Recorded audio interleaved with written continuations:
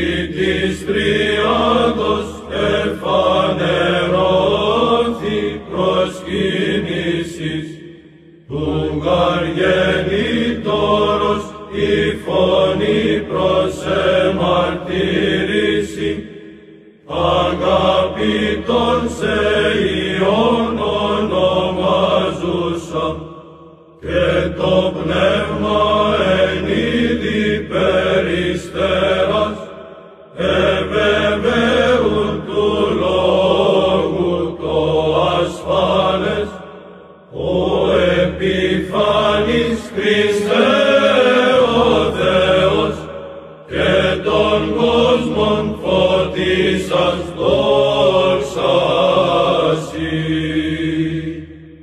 Εν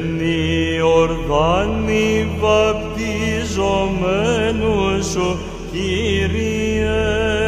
ή της Τριάδος εφανερώθη προσκύνησης, του γαργενήτωρος η φωνή προς εμαρτύρηση, αγάπητον σε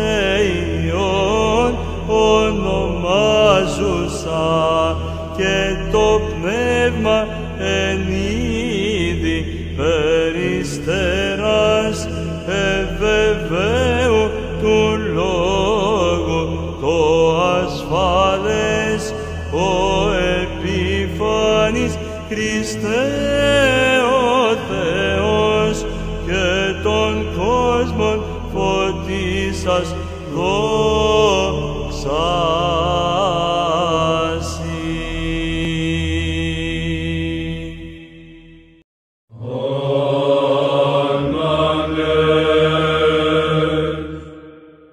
Εν Ιορδάνη βαπτιζομένου σου, Κύριε,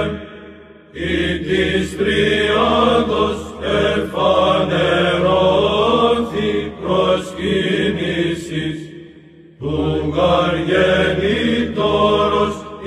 φωνή προς